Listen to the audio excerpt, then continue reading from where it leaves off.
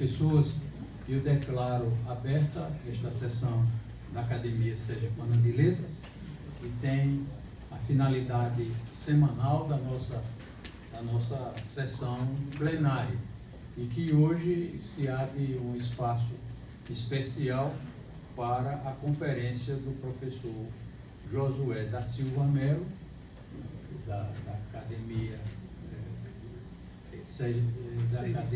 Feirense de Letras e da Academia de Educação, da Academia de Educação de Feira de Santana. Então, é com muita satisfação que nós recebemos, não só ele como acadêmicos, escritores, convidados, familiares para esta solenidade. Concedo a palavra ao acadêmico Cláudio Franklin Monteiro para fazer a apresentação do conferencista. José Anderson Nascimento, meus confrades, confreiras da Academia Sergipana de Letras, também os acadêmicos, visitantes, familiares do nosso convidado. Josué da Silva Melo é sergipano, natural das Caraíbas, povoado de Lagarto, nascido aos 23 de junho de 1935, 90 anos de idade. Filho de Benício de Melo Fontes e Josefa da Silva. Viveu a infância e o início da adolescência no povoado Hortas, também lá no município de Lagarto.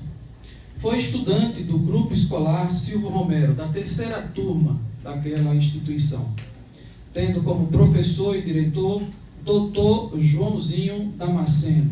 Ali fez o antigo curso primário, distinguido como orador da turma. Com 17 anos, partiu para a Bahia. Fugiu. Acolhido pelo Colégio 2 de Julho em Salvador, amparado por uma bolsa de estudos, resultado do prestígio do emérito professor Dr. Basílio Catalá Castro. Tornou-se líder da Juventude Presbiteriana do Nordeste em 1965 e logo despontou como um próspero pastor da Igreja Presbiteriana, se dedicando à área da educação como professor do ensino médio e do ensino superior. Na Bahia, se aprimorou na carreira acadêmica e se firmou em definitivo no campo do ensino superior e nos campos cultural e religioso, tendo sido reitor e pró-reitor de diversas instituições, a exemplo da Universidade Estadual de Feira de Santana, onde mora desde 1953. Tornou-se mestre em educação pela UFBA, além de membro da Academia Feirense de Letras, foi secretário municipal de Educação de Feira de Santana, é sócio do Instituto Histórico e Geográfico de Feira, foi membro do Conselho Estadual de Educação da Bahia, faz parte da Academia de Educação de Feira de Santana e Academia Baiana de Educação, entre outras instituições.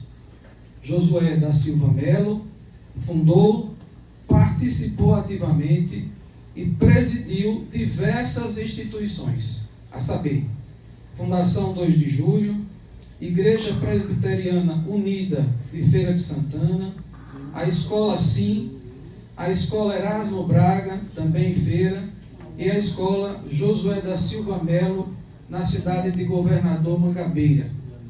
Fez parte do Conselho Consultivo do Centro de Formação Teológica Richard Shaw, também da Associação Feirense de Assistência Social, AFAS, e do Serviço de Integração de Imigrantes, o SIM, também do Instituto de Educação e Desenvolvimento, do Instituto Histórico e Geográfico de Feira de Santana, da Faculdade de Teologia Richard Shaw, do Presbitério de Salvador, além do Conselho Administrativo do Instituto Geraldo Leite. Por tantos méritos, foi diversas vezes homenageado e referenciado, a exemplo do título de cidadão baiano. Apesar de tantos e dignificantes títulos e honrarias, bem como valiosos serviços prestados à Bahia, ainda se emociona e se orgulha de suas origens lagartenses e rurais. É casado com a professora Tecla Dias Oliveira Melo, aqui presente conosco, filha da cidade de Simão Dias, com quem teve as filhas Silene e Suzana, aqui presente, que lhes presentearam com netos e bisnetos. Com 90 anos de idade, ainda encontra fôlego para ser ativo e proativo, prestativo e atuante nas lides das demandas da sociedade feirense baiana. Em 2023, tive a honra de traduzir e discorrer toda essa rica biografia no livro O Poder Libertador da Escola na Trajetória de Vida de Josué da Silva Melo. Em 2025, lançou A Vida Merece um Sim, reunindo textos e reflexões de sua autoria ao longo de toda a sua jornada pastoral, professoral, intelectual, acadêmica. Não está aqui, mas eu ressalto que até a semana passada ele estava em Brasília, correndo atrás para a realização de um grande sonho de Feira de Santana, que é a instalação da Universidade Federal de Feira de Santana, no prédio que hoje funciona, um dos projetos mais importantes da vida dele, que é o SIM. Então, ele estava lá com o pessoal do Recôncavo Baiano, convencendo os deputados, convencendo o ministro, para que seja instalada naquela cidade a Universidade Federal de Feira de Santana, com certeza uma realidade bem próxima de acontecer. Senhoras e senhores, o presidente da Academia Sergipana me deu essa honra e eu vos apresento Josué da Silva Melo.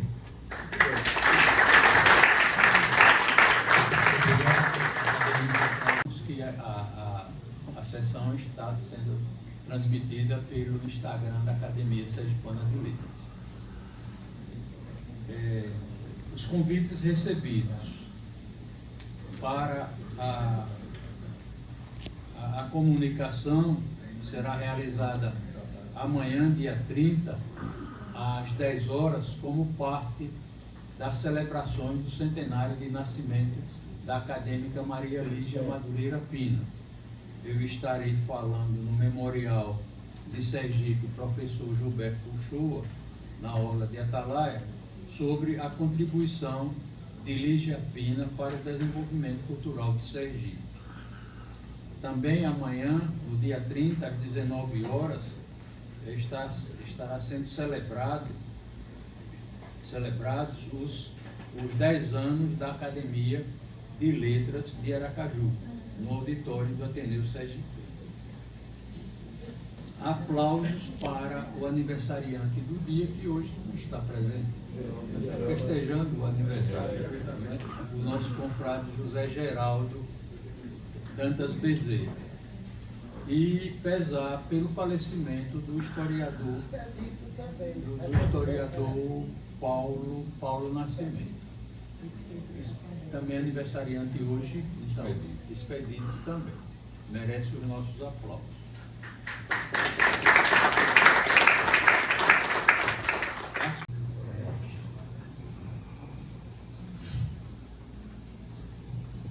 Em primeiro lugar, saudar com muita alegria o presidente, Dr. José Anderson Nascimento, dessa augusta Academia Sergipana de Letras, saudar o presidente da Academia Feirense de Letras, Dr. João Batista de Cirqueira, que nos dá a honra de se deslocar de Feira de Santana para vir hoje aqui homenagear um humilde membro daquela academia.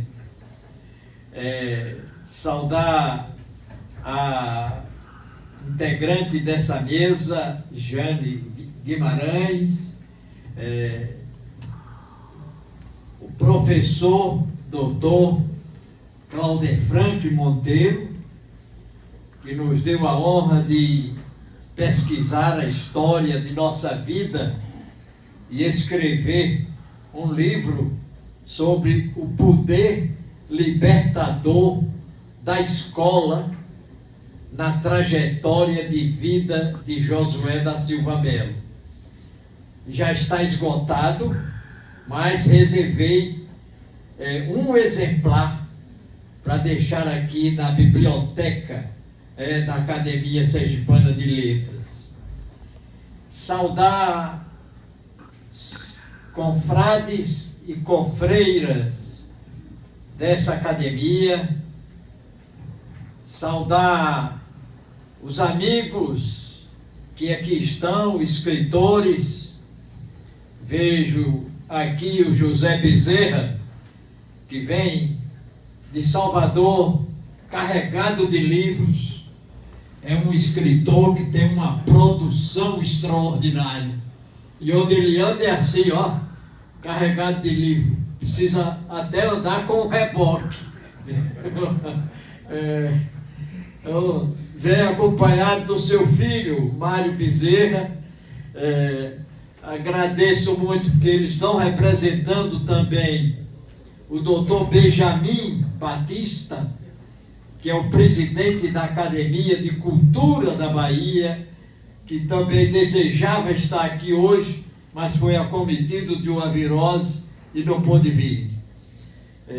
Quero saudar os meus amigos, familiares que aqui estão presentes, sobrinhas, filhas de um irmão que morava aqui em Aracaju e faleceu em abril passado, com 104 anos de vida. Era um músico e ainda aos 104 ele ainda tocava bem acordeon, cavaquinho, etc.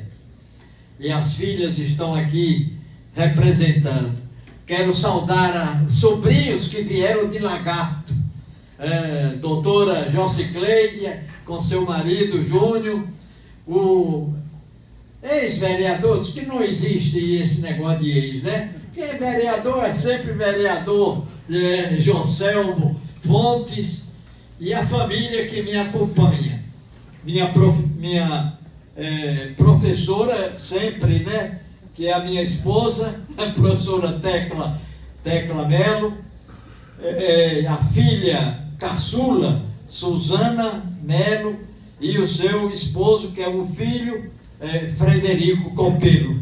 Então, essa família que me acompanha, e saudar a todos os amigos. Estou vendo ali também o Júnior, jornalista, que já deu notícia desse encontro aqui no seu blog, e no seu programa de rádio. Enfim, a todos os amigos que nos honram com sua presença nessa tarde.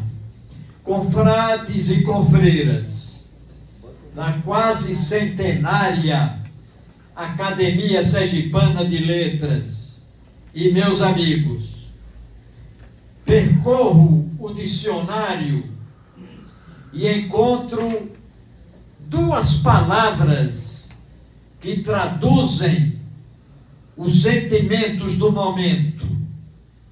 A primeira é gratidão.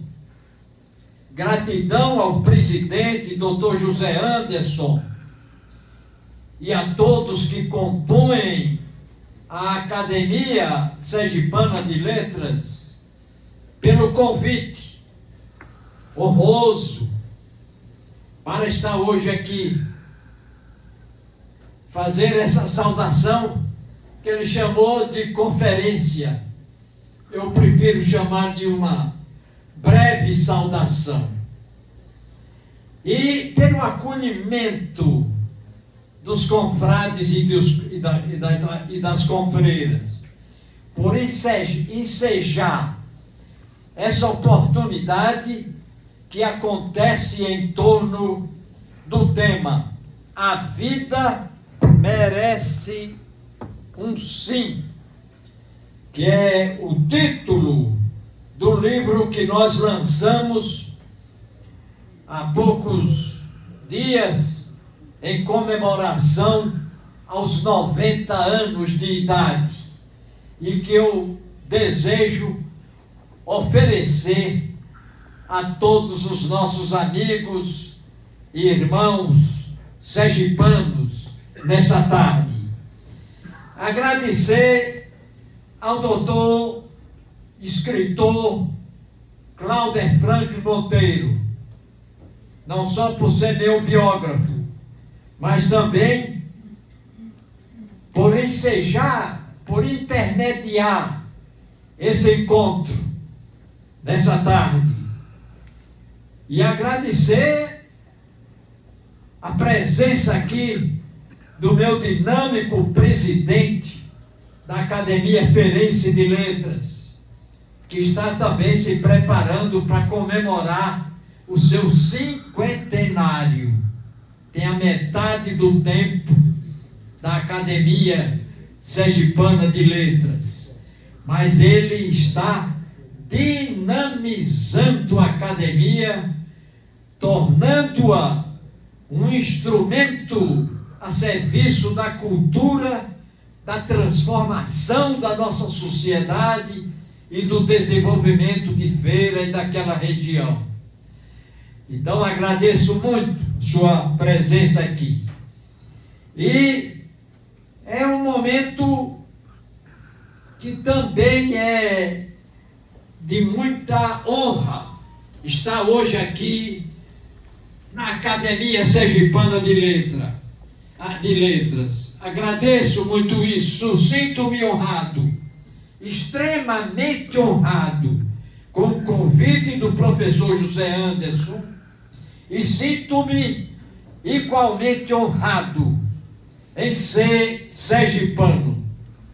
Somos de um estado pequeno, geograficamente pequeno, mas de imensas riquezas naturais, de potencialidades econômicas no seu solo, nos seus rios, mares e terras, de ricas e belas tradições culturais, de calor humano diferenciado e na hospitalidade de seu povo, valores reconhecidos dentro e fora do país. Permitam-me até contar um episódio que bem ilustra o DNA do povo sergipano. No verão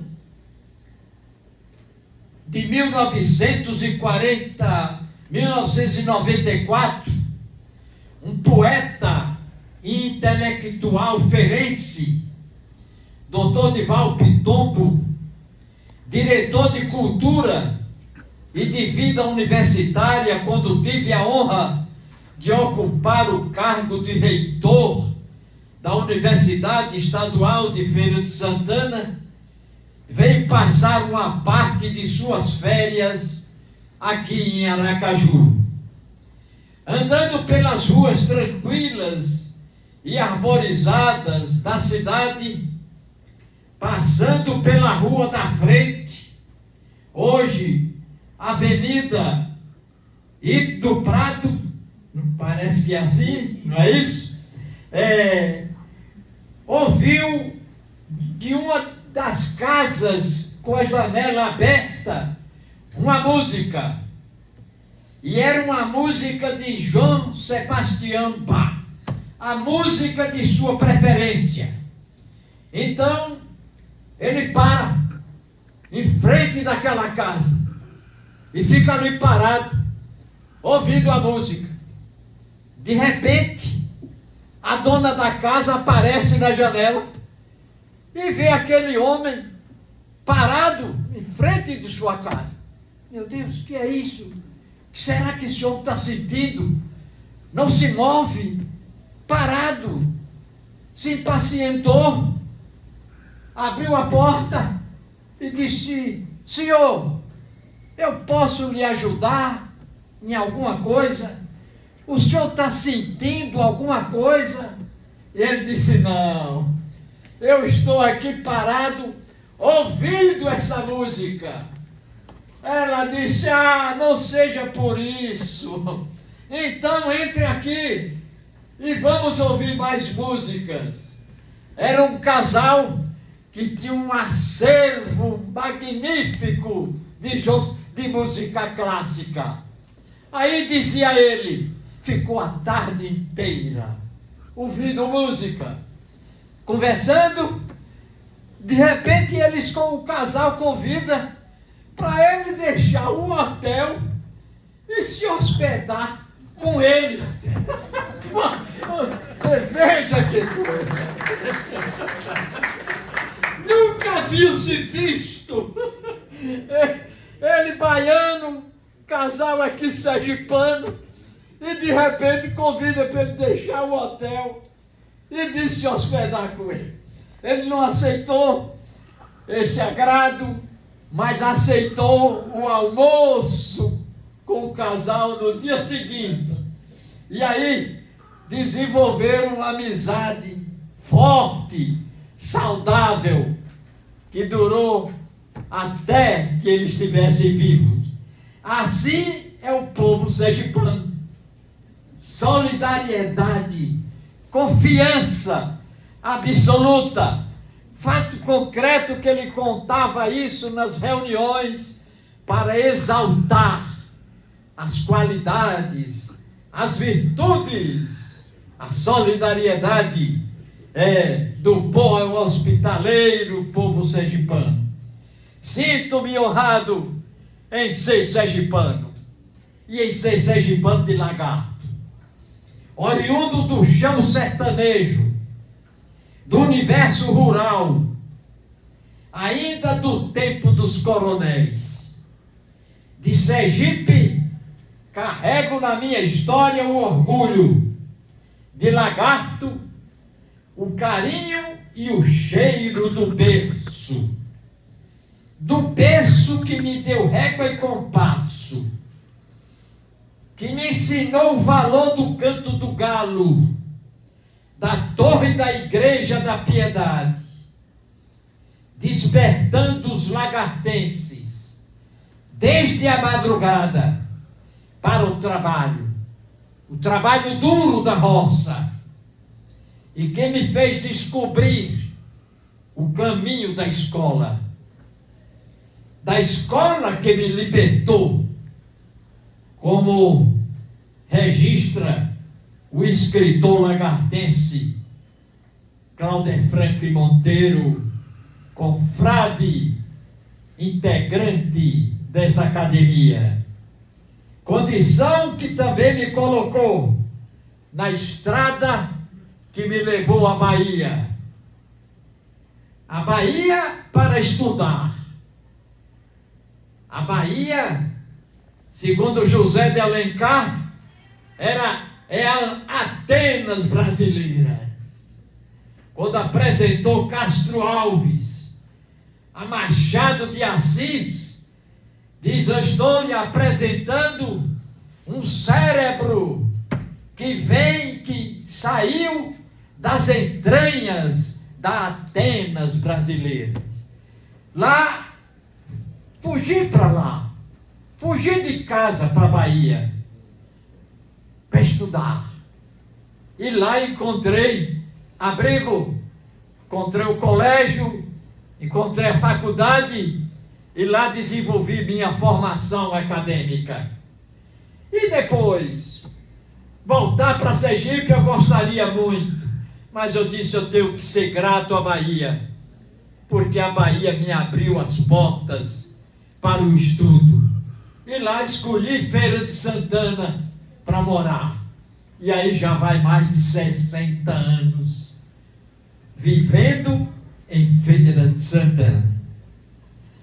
Nesse momento, trago para oferecer aos representantes das letras e da intelectualidade sergipana, integrantes desse sodalício, a síntese do meu pensamento e de minhas ações. Uma espécie de prestação de contas. Que foi que esse filho de Sergipe fez na Bahia? Então o livro é um pouco uma prestação de contas. Eu acho que tinha responsabilidade de fazer isso. Está consubstanciado em 412 páginas. A vida merece um sim. Trata-se de uma reinterpretação da história, da fé, da espiritualidade cristãs e da nossa missão no mundo. Apresenta o Criador como aquele que veio nos dar um sim, antes de nós pedirmos. Um sim que precede o sim humano. Sim que está presente na criação de todo esse universo. Sim que está presente na criação do homem, da vida, na criação especial da mulher.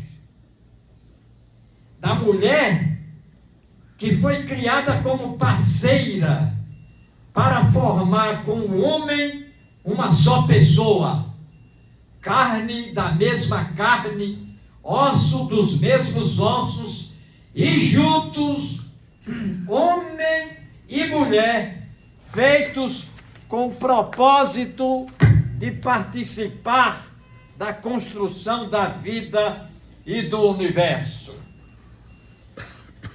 Se essa interpretação da criação da mulher tivesse predominado na igreja, tivesse predominado na história, a sociedade humana teria sido bem diferente.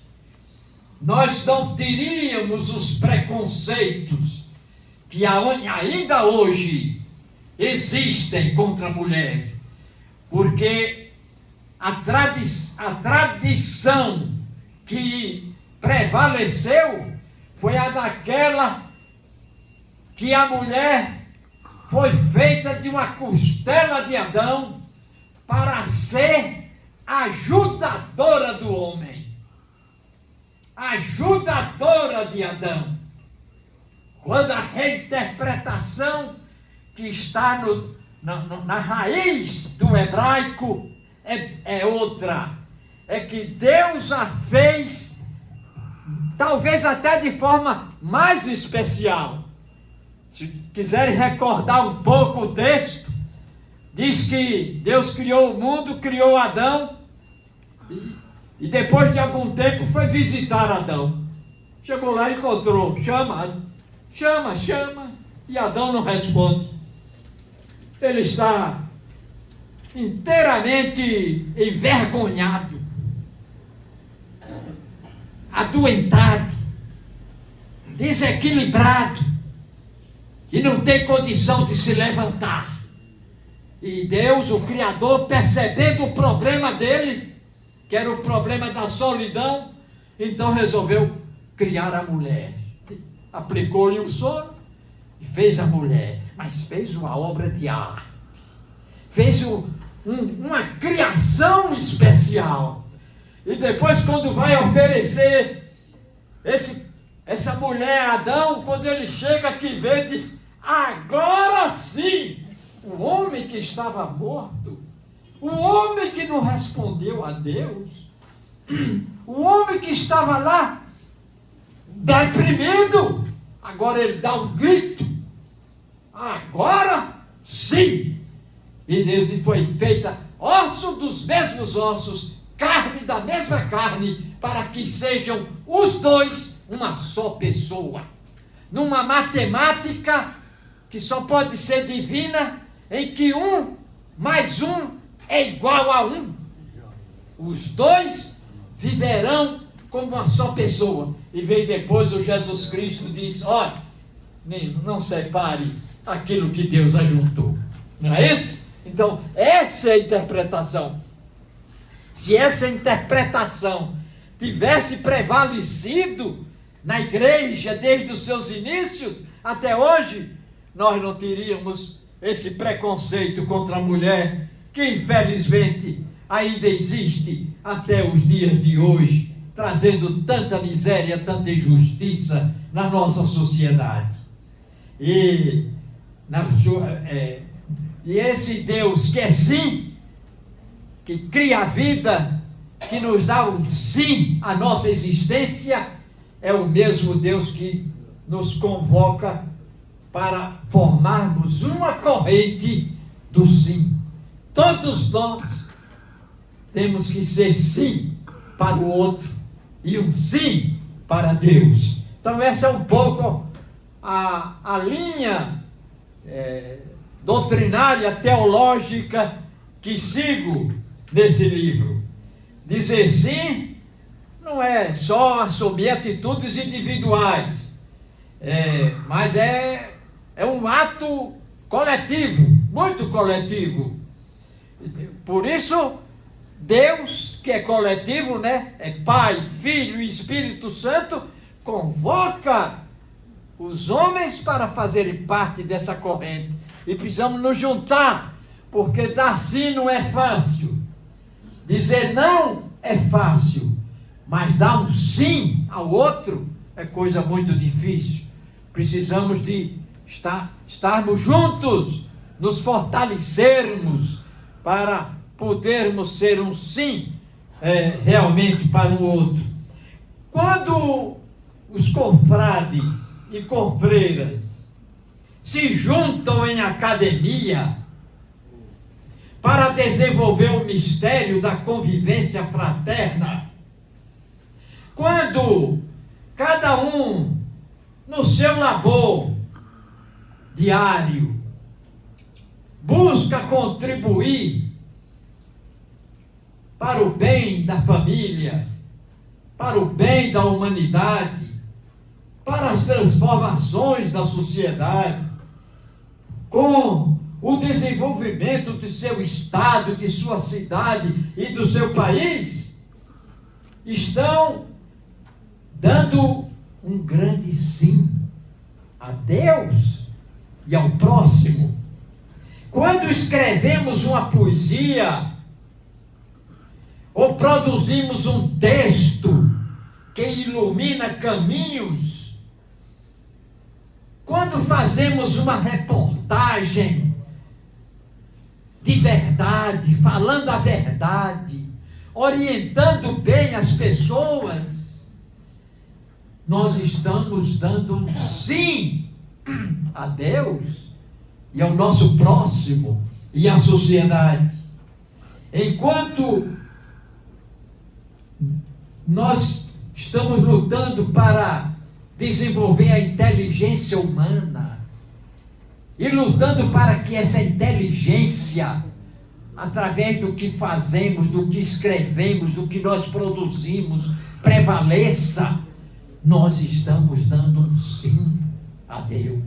Porque, principalmente no mundo de hoje, há aqueles que pensam e buscam transformar o mundo mediante o avanço da tecnologia e da inteligência artificial. Os acadêmicos, pensadores, sem negar a importância da ciência e da tecnologia, que são fundamentais para o desenvolvimento humano, insistem no desenvolvimento da inteligência humana. Quando nós produzimos um livro, um texto ou uma poesia, nós estamos dizendo que essa inteligência jamais poderá ser superada pela inteligência artificial. Jamais nós vamos deixar de existir. Então, esse é um grande sim que nós estamos dando a Deus e à sociedade humana. Dizer sim precisa coragem. É gesto firme de quem reconhece as sombras, mas insiste em abrir janelas para que entre a luz. É admitir que existem dias amargos na vida, mas se pode acreditar no abraço que cura sem palavras, no recomeço depois da queda. É plantar mesmo sem ter certeza da colheita. Dizer sim à vida torna-se semente de esperança no mundo. E é uma esperança contagiosa. Pode encorajar outros, transformar ambientes, aquecer corações, reacender sonhos perdidos. Um único sim pode levantar multidões. Por outro lado, quando nós rejeitamos as mazelas, os maus costumes, a corrupção, o negacionismo e tudo que impede o avanço do bem, da verdade, do progresso humano, nós nos constituímos num verdadeiro sim a outro, à sociedade e a Deus. Tudo vale a pena, já diz o poeta, quando se coloca a nossa vida a serviço da vida. Entender que a vida merece um sim, confrades e confreiras, é um ato, antes de tudo, de valorização da própria vida, dessa vida única que jamais queremos perdê-la. Ao contrário, somos instados pela cultura, pela inteligência humana, pelas artes e poesia, a preservá-la a cada dia e aprender a cada dia a viver. E um poeta já nos adverte: é preciso saber viver. E saber viver é saber ser sim para o outro, para a sociedade. Concluo com uma poesiazinha, para não dizer que não falei de flores, viu? Os poetas presentes, peço desculpa aos poetas, mas nesse livro, na página 395, tem um poema e eu gostaria de terminar com ele. Não aprendeu ainda a viver, e não aprendeu a dar um sim. Não aprendeu ainda a viver quem vive a contar as duras pedras ao léu e não foi capaz de levantar a vista para ver a beleza das estrelas do céu. Não aprendeu ainda a viver quem não acolhe cada manhã com alegria e nem foi capaz de perceber a grandeza que o sol irradia para se aquecer e vivenciar as oportunidades do novo dia. Não aprendeu ainda a viver quem não contemplou a beleza e o mistério do mar e nem foi capaz de sentir os encantos do sertão para entender o quanto temos que amar. Não aprendeu ainda a viver quem não foi capaz de ver no outro um irmão. Quem não entendeu sermos filhos do mesmo Pai para usufruir das riquezas de uma fraterna união. Não aprendeu ainda a viver quem não foi capaz de abraçar e sorrir. Quem não entendeu o sentido da vida, que é doar, amar e servir. Muito obrigado.